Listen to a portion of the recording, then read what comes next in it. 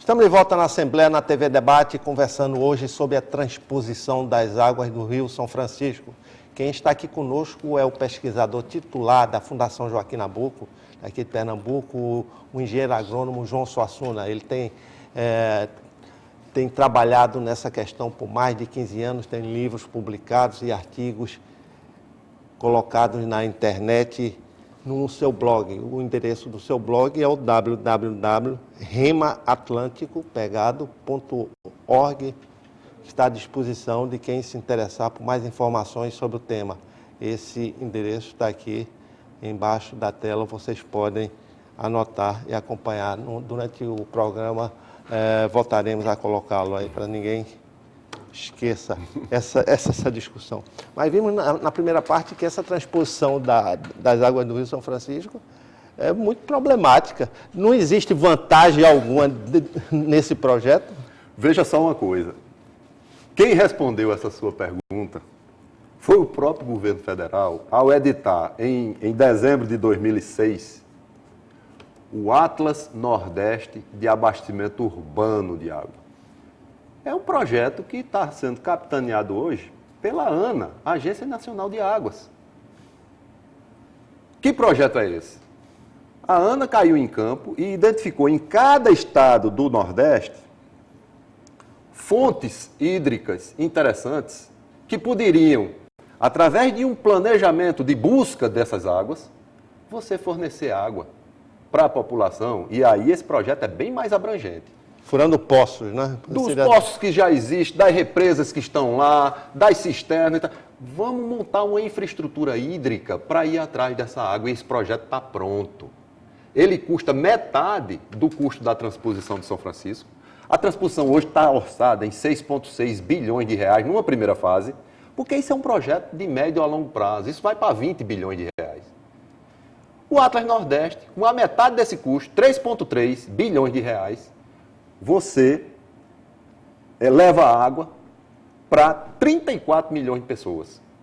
Veja só, a abrangência social desse projeto é uma coisa maravilhosa, com a metade do custo. Aí a gente fica se perguntando, por que é que foi priorizado a transposição do São Francisco no PAC e não o Atlas Nordeste, que tem uma abrangência social muito maior, inclusive com a metade do custo? Qual a resposta? Qual a resposta? Essa resposta quem deu não fui eu.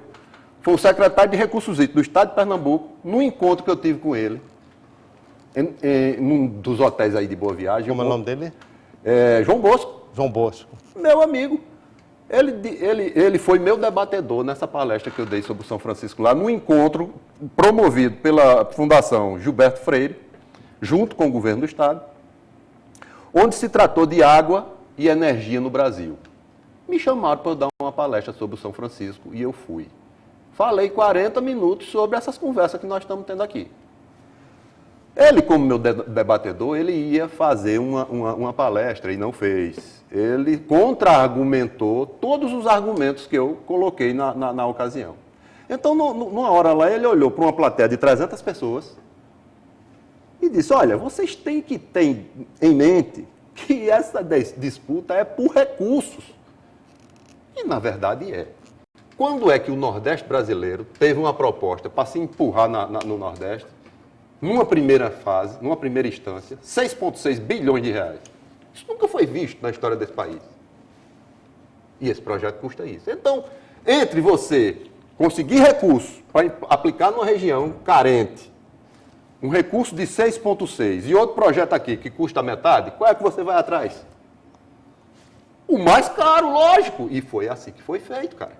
Mas isso daí, do ponto de vista ético, não é correto, porque, veja bem, você está construindo um elefante branco só para distribuir recursos e não a projeção do futuro da região. Veja só uma coisa, 6,6 bilhões de reais, elege um presidente da República, ele bota a vice dele, e isso foi feito? Ou você acha que não foi? Foi, claro. A coisa é desse jeito. Então, existindo alternativas, e o Atlas Nordeste é uma excelente alternativa. Outra coisa, para a população difusa, essa que eu falo, que mora nos grotões, nos pés de serra, nos sítios, nos pequenos lugarejos, essa população hoje que vive atendida por frotas de caminhões-pipa, com os problemas políticos que a gente sabe que existem. Eu sou prefeito de uma região, de um município. Você não votou em mim, você está precisando d'água. Eu tenho caminhão-pipa, tu acha que eu vou te abastecer? As coisas são vistas dessa forma no Nordeste. Isso é uma coisa cruel, rapaz. Água é uma coisa que é complicado. Você ou dá água para uma pessoa, ela morre de sede, cara. Para essa população difusa, que vive de forma esparsa na região, olha que eu estou falando em termos de 10 milhões de pessoas. Para esse tipo de gente, a ASA Brasil é uma instituição que congrega 600 outras instituições não governamentais no Nordeste, que trabalham voltadas para o convívio com o semiárido. A ASA Brasil tem alternativas interessantíssimas. Só na tecnologia, em termos de tecnologias hídricas, tem mais de 40.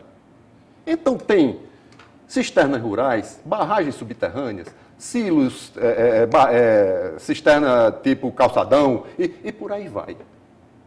Uma cisterna rural de 16 mil litros, ela abastece uma família de 5 pessoas durante os 8 meses sem chuvas na região.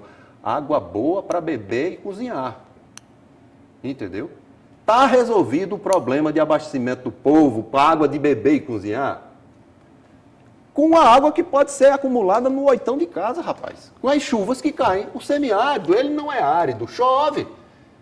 Então se faz um cálculo da área de telhado que você tem e se faz uma proposta de capacidade de cisterna mediante o telhado que você tem. Você vai ter uma água de boa qualidade, com certeza. Então, implantado essa transposição das águas do Rio São Francisco, o que você chamou da indústria da seca, os caminhões-pipa, a população mais carente continuará tendo os mesmos problemas de hoje. E para aquele produtor que porventura tenha acesso a essa água, ele vai começar a ter um problema, e um problema sério nas mãos para resolver. E eu vou lhe explicar por quê. Recentemente eu fui convidado pela Universidade Federal de Campina Grande para dar uma palestra sobre o projeto da transposição de São Francisco em Cajazeiras. A Universidade Federal de Campina Grande tem um campus avançados em Cajazeiras. E eu fui.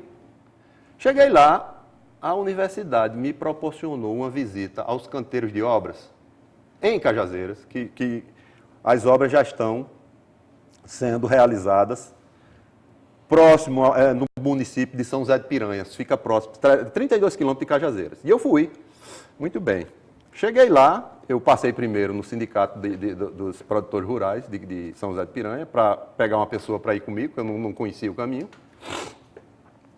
E cheguei lá, eu tinha muita vontade de conhecer as obras, claro, e conversar com o povo. Gente que pensa. Gente que está lá sentindo os problemas no dia a dia. Eu digo, eu vou conversar com esse cidadão, eu quero saber dele como é que ele está vendo a chegada das águas do São Francisco aqui nessa região. Conversei com um produtor, disse, seu fulano, me diga uma coisa. Como é que o senhor está vendo essa chegada das águas do São Francisco aqui? Aí ele disse, olha, doutor, quem tem água tem tudo. Eu digo, homem, vá com calma, não é assim não, não é bem assim não, cara. Ele disse, doutor, veja só, o senhor está vendo esse baixio aqui na frente da minha propriedade? Eu digo, estou. Ele disse, é aí nesse baixio que eu produzia meu arroz, meu milho, meu feijão, minha mandioca. Produzia aí, e eu produzia muita coisa aí. E era o filé da propriedade do homem, era ali. Muito bem. E eu digo, e agora? Ele disse, veja, estão construindo esse túnel aqui, enorme. A água vem desse túnel. No meu baixio aqui, vão construir uma represa. Eu digo, eita, submergiu a área fértil da propriedade dele, né? Aí eu digo, e aí? Aí ele disse, eu vou ser indenizado, vou pegar um dinheiro. O senhor está vendo aquela área ali no alto da propriedade? Eu digo, estou. Aí ele disse, vou comprar uma bomba, vou botar nessa represa, vou levar água lá para cima, e o que eu produzia no meu baixio, que hoje está submerso, eu vou produzir lá em cima.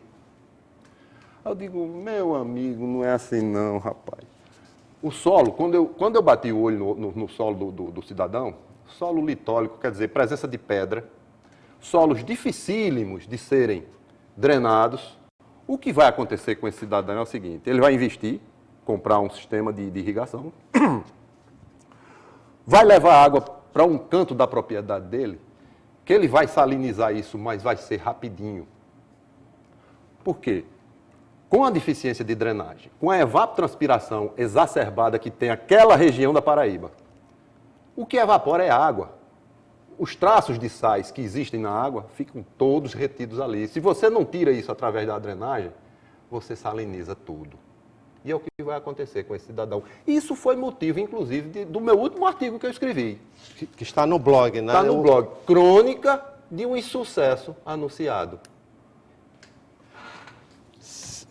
Como última pergunta, infelizmente estamos no fim, eu queria saber de você se esse projeto de transposição das águas do Rio São Francisco é a subordinação do aspecto técnico ao aspecto político. O político foi que determinou a transposição. Veja só uma coisa, isso está no meu livro.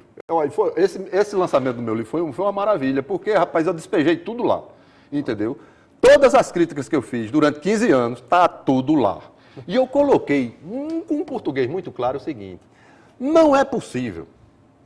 A vontade política está acima das possibilidades técnicas de se fazer as coisas nesse país, sob pena de acontecer isso que está acontecendo agora. Você querer levar água para abastecer 12 milhões de pessoas no Nordeste, numa hora em que as termoelétricas do São Francisco estão ligadas para ajudar um bombeamento, a geração de energia, numa região em que o Rio São Francisco é responsável por 95% da energia que é gerada aqui. E aí, durma-se com um barulho desse. Quer dizer, puxando essa água de São Francisco, vai faltar água no São Francisco, lógico, vai faltar energia, e não vai ter energia para... A gota que você retirar, vai fazer falta um sistema de bombeamento, de geração de energia que já está deficitário, cara. Muito complicado e essa questão vai continuar ainda por muito tempo. Com certeza. Agradecemos aqui a presença do engenheiro agrônomo João Suassuna, pesquisador titular da Fundação Joaquim Nabuco e que vem nos últimos 15 anos atento a essa questão da transposição das águas do Rio São Francisco. Já tem um livro publicado e lançado, está à disposição na Livraria Cultura e também tem um blog, o www.remaatlântico.org, onde essas questões estão bem explícitas e bem detalhadas. Muito obrigado e até o próximo programa.